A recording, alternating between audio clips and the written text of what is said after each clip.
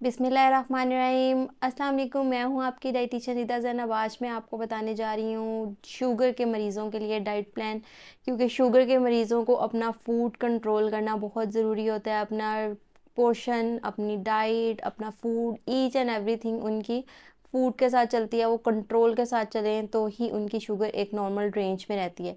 सबसे पहले हम इंट्रो की तरफ आ जाते हैं। बेसिकली शुगर डायबिटीज़ होती क्या है? इसमें होता कुछ यूँ है कि हमारी बॉडी में इंसुलिन प्रोड्यूस होती है, जो कि हमारा जो हम खाना खाते हैं वो हमारा खाना जब हमारी बॉडी में जाता है तो वो जाके कन्वर्ट होता है ग्लूकोज में। तो जब इंसुलिन ग्लूकोज को हमारी बॉडी में यूटिलाइज करती है, ये इंसुलिन प्रॉपर प्रोड्यूस नहीं होती। ग्लूकोज लेवल हमारा ब्लड में रेज होता जाता है, लेकिन इंसुलिन इतनी है ही नहीं कि वो जाके ग्लूकोज को कम करे।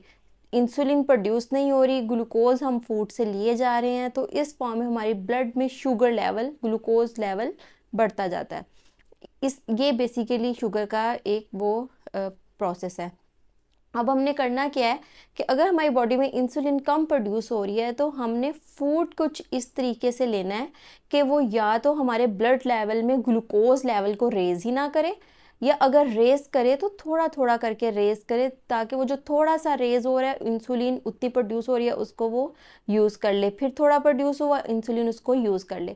बेसिक इसका ये पर्पज़। और इसमें अगर मेन चीज़ देखी जाए, हम जो मेडिसिन लेते हैं ये सारा ये सब ठीक है, लेकिन अगर हम अपना फूड कंट्रोल कर लें, अगर हम नॉर्मल रेंज में प्रॉपर पोर्शन के साथ खाना शुरू कर दें, तो हमें किसी बहुत हद तक हमारी मेडिसिन से भी जान छूट जाती है।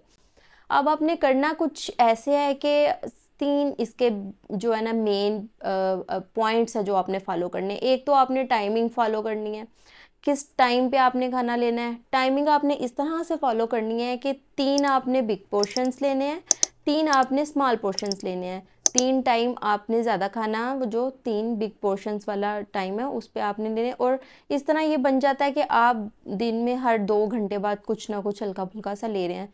सुबह नाश्ता किया, 2 घंटे बाद आपने कुछ लाइट लिया, 2 घंटे बाद आपका लंच हो गया, फिर 2 घंटे बाद आपने कुछ लाइट लिया, फिर 2 घंटे बाद आपका खाना हो गया, फिर 2 घंटे बाद आपने कुछ लाइट ले लिया।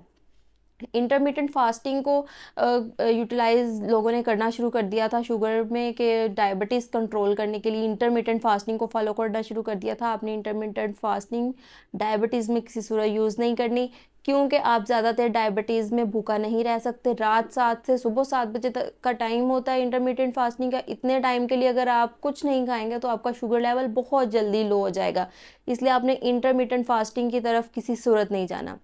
फिर टाइमिंग के बाद दूसरे नंबर पे आ जाता है quality of food. Quality of food में आता है कि आप कौन सा फूड खा रहे हैं। आप हाई ग्लाइसेमिक इंडेक्स वाले फूड खा रहे हैं या लो ग्लाइसेमिक इंडेक्स वाले फूड खा रहे हैं। अगर आप हाई ग्लाइसेमिक इंडेक्स वाले फूड खाएंगे, हाई ग्लाइसेमिक इंडेक्स वाले फूड वो होते हैं जो आपकी बॉडी में जाते हैं, फ़ौरन आपका ब्लड ग्लूकोज रेज जल्दी कर दिया उन्होंने। लेकिन ग्लाइसेमिक इंडेक्स वाले फूड होते हैं वो जाते हैं, लेकिन वो बहुत ज़्यादा आपका ब्लड ग्लूकोज लेवल रेज नहीं करते, क्योंकि उनमें फाइबर कंटेंट कुछ ज़्यादा होता है। ये क्वालिटी ऑफ फूड हो गया। अब क्वांटिटी ऑफ फूड होता है कि आपने कितना फूड ले रहे हैं। अगर आप हाई ग्लाइसेमिक इंडेक्स फूड ले रहे हैं तो आपने कम क्वांटिटी में लेना है। अगर आप हाई ग्लाइसेमिक इंडेक्स फूड ले रहे हैं तो कम क्वांटिटी में। अगर लो ग्लाइसेमिक इंडेक्स फूड ले रहे हैं तो थोड़ी ज़्यादा क्वांटिटी आप ले सकते हैं। अब हम आते हैं हाई ग्लाइसेमिक इंडेक्स फूड की तरफ। वो फूड जो रिफाइंड ज़्यादा होते हैं, जो बेकरी प्रोडक्ट्स ज़्यादा होती हैं, जो सफ़ेद आटे से या जो नशास्तादार चीज़ें होती हैं, वो हमेशा हाई ग्लाइसेमिक इंडेक्स फूड देती हैं। वो आपने अवॉइड करनी है। आपने बेकरी की चीज़ें, आपने सफ़ेद मैदे से बनी हुई चीज़ें, आपने जितनी प्रोसेस्ड फूड होगा वो हाई ग्लाइसेमिक इंडेक्स फूड होगा, वो आपने अवॉइड करना है।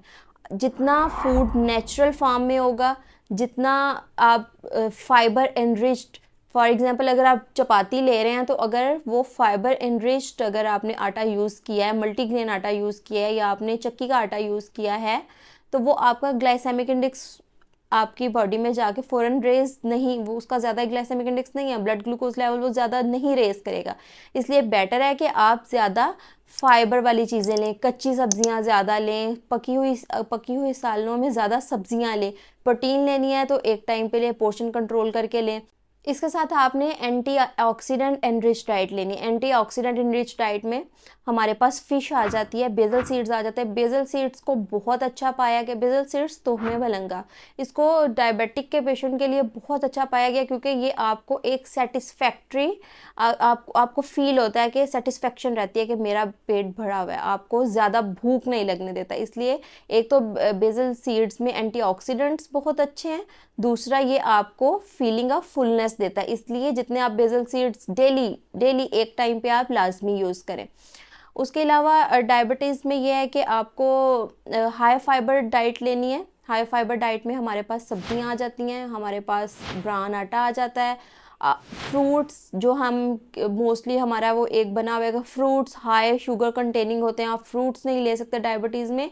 नेचुरल फ्रूट्स में हमेशा नेचुरल शुगर पाई जाती है, आप नेचुरल शुगर वाली चीज़ें ले सकते हैं। आपने वैसे शुगर से अवॉइड करना है। और ये एक बहुत हमारा मिसकंसेप्शन है कि अगर डायबिटीज़ हो गई, शुगर हो गई, तो हम चीनी अवॉइड कर दें, चीनी अवॉइड कर दी और उसके साथ हम बाकी सारी डाइट लिए जा रहे हैं, हम नशास्तादार चीज़ें लिए जा रहे हैं, हम वाइट आटे का बना हुआ, जो वाइट आटा वाइट फ्लोर है उसने भी जाके आपकी बॉडी में ग्लूकोज में ही कन्वर्ट होना है, वो भी आपको ग्लूकोज ही आपके ब्लड में बना रहा है, आपने उसको भी अवॉइड करना है। ये नहीं कि आपने चीनी छोड़ दी और बाकी आप चीज़ें लिए जा रहे हैं, इस तरह आपको कोई फ़ायदा नहीं है।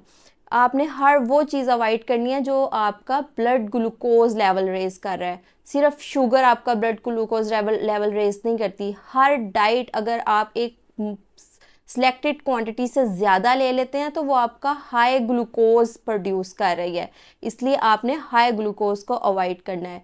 बेहतर है कि आप सुबह के टाइम वॉक लाजमी किया करें, क्योंकि मॉर्निंग वॉक इंसुलिन प्रोडक्शन में बहुत हेल्प करती है।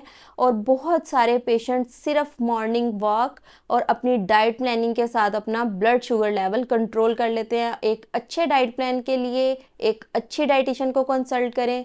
आप कमेंट्स में मेरे से पूछ सकते हैं, आप इंस्टाग्राम पे मुझे डीएम कर सकते हैं, आप किसी भी तरह आप मेरे से कंसल्टेशन ले सकते हैं, मैं अवेलेबल हूँ आपके लिए। लेकिन एक अच्छी डाइटिशियन से एक अच्छा डाइट प्लान लेके और साथ वॉक करके अपनी डायबिटीज़ को कंट्रोल करें। Thank you so much. अल्लाह हाफिज़।